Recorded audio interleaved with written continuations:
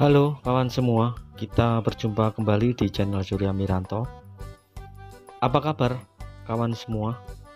Semoga semuanya selalu dalam keadaan sehat ya, dan diberikan kemurahan rezeki yang melimpah dan dimudahkan dalam segala urusannya. Amin amin. Dan jangan lupa untuk selalu bersemangat dalam menjalani aktivitas Anda di hari ini. Nah, pada kesempatan kali ini saya ingin membagikan pengalaman saya mengenai cara memasang jarum head. Selamat menyaksikan. Nah kawan, ini adalah head dari printer Epson LG 2180 atau 2190. Bentuk headnya adalah sama. Ini head sudah posisi terlepas dan kemudian ingin dilepaskan dengan menggunakan tracker seperti yang tampak dalam video tadi. Ini harus dilepaskan untuk pendingin headnya tadi, platnya. Kemudian ini pengunci segitiganya.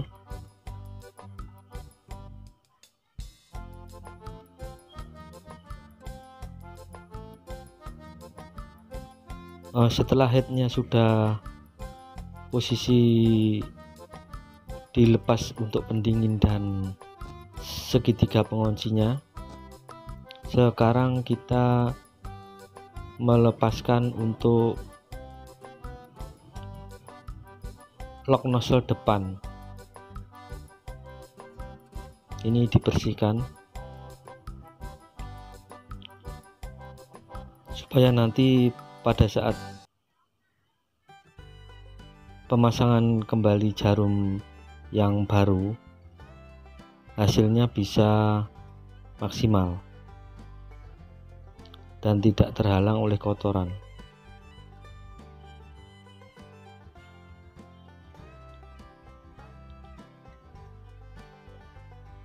Ini proses melepaskan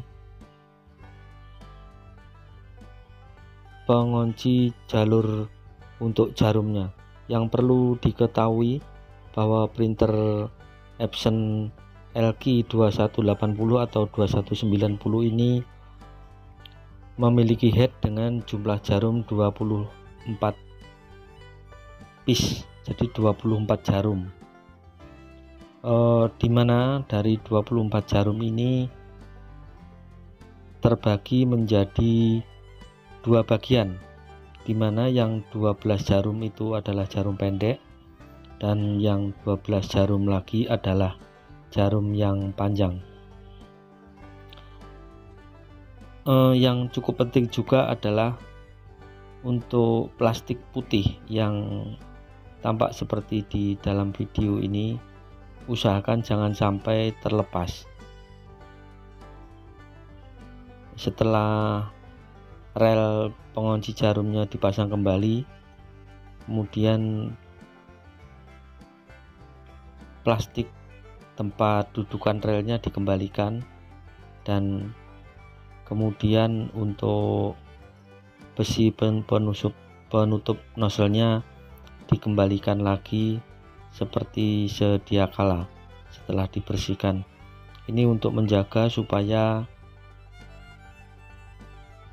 nanti proses pemasangan jarum pengganti itu tidak sampai kita mengalami kesulitan. Nah, ini plat penahan yang kuningan itu sudah terlepas.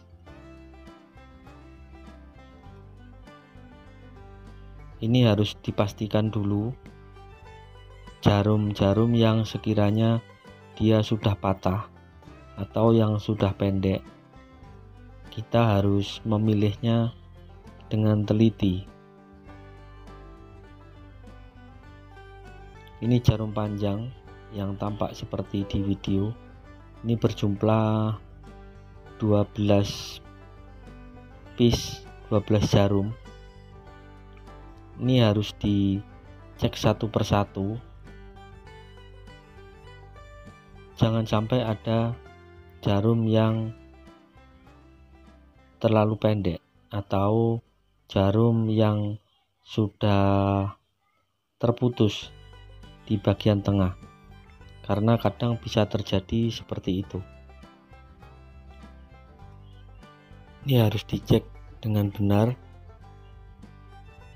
kira-kira jarum mana yang perlu diganti, dicek satu persatu.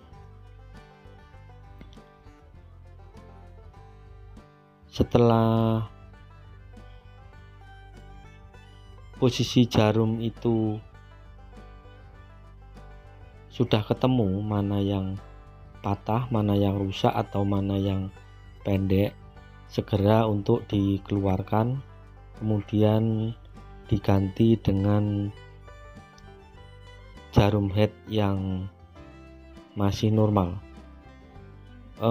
Yang perlu diketahui juga bahwa jarum head ini di pasaran, baik di offline atau di online marketplace, itu ada dua, yaitu jarum yang baru produksi Cina dan jarum yang orisinil bekas dari bawaan printer baru, dari printer Epson originalnya. Nah, tampak seperti di dalam video ini adalah pengecekan untuk jarum yang pendek, karena jarum yang panjang itu tadi sudah posisi dilepas. Ini sekarang mengecek untuk jarum yang pendek. Harus dipastikan bahwa jarum yang sudah putus atau rusak segera untuk dilakukan penggantian. Kita harus teliti di dalam melakukan pengecekan ini, supaya jarum yang benar-benar sudah waktunya untuk diganti itu kita mengetahuinya. Ini adalah pemilihan jarum yang baru yang akan dipasangkan untuk menggantikan jarum lama yang sudah pendek atau yang sudah rusak. Semua ini dilakukan untuk supaya nanti hasil cetak dari printer Epson LG2180 atau 2190 itu hasil cetaknya bagus dan tidak ada yang terputus atau yang terpotong. Karena kalau kondisi jarumnya sudah rusak, itu nanti hasil cetak di nota atau di form itu kadang terlihat tidak jelas. Yang sering dijumpai atau sebagai contohnya adalah angka 8. Angka 8 kalau jarumnya ada yang patah dan kebetulan dia melakukan printing bagian tengah, berhubung jarumnya tidak bagus, waktunya diganti, angka 8 bisa menjadi seperti angka 0. Begitu, makanya saya pada kesempatan kali ini ingin membagikan pengalaman cara mengganti jarum head ini untuk kawan-kawan semua, supaya nanti kalau mengalami seperti hasil cetak yang kurang jelas itu bisa mengganti sendiri. Nah, ini jarum sudah bisa diganti yang kebetulan sudah rusak atau sudah patah. Setelah semua jarum diganti, kemudian plat segitiga untuk pengunci jarumnya itu dipasang kembali. Nah, setelah ini nanti akan dipasang untuk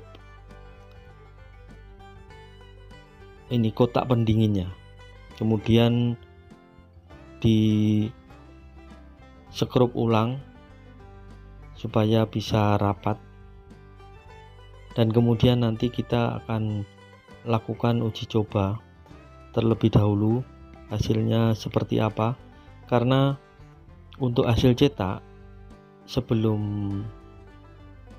tadi dibongkar itu hasilnya untuk cetak nota kontan atau cetak tagihan itu ada yang terpotong, sehingga ini menyebabkan pembacaan nominal pada nota itu tidak bisa jelas. Nanti akan kita lakukan uji coba setelah penggantian jarum ini selesai. Nah, setelah plat pendinginnya terpasang, segera untuk dibaut.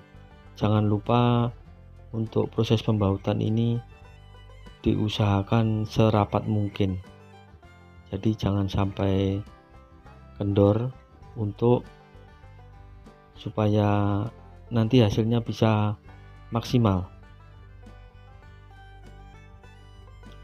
Jadi prosesnya untuk penggantian jarum itu seperti tadi dari video awal sampai akhir ini, prosesnya seperti itu.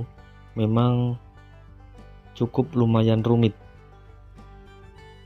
Harapan saya semoga dengan video ini mengenai cara untuk mengganti jarum ini bisa bermanfaat untuk kawan-kawan semua. Kita akan segera melakukan uji coba untuk cek hasilnya seperti apa.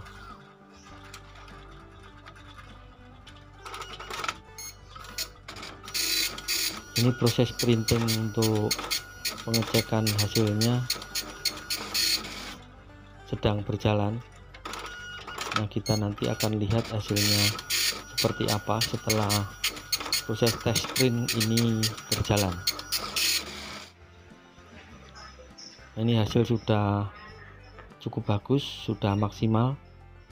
Oke, saya rasa video saya cukup sampai di sini. Semoga apa yang kami bagikan dalam video ini memberikan manfaat untuk kawan-kawan semua. Terima kasih sudah menonton video saya.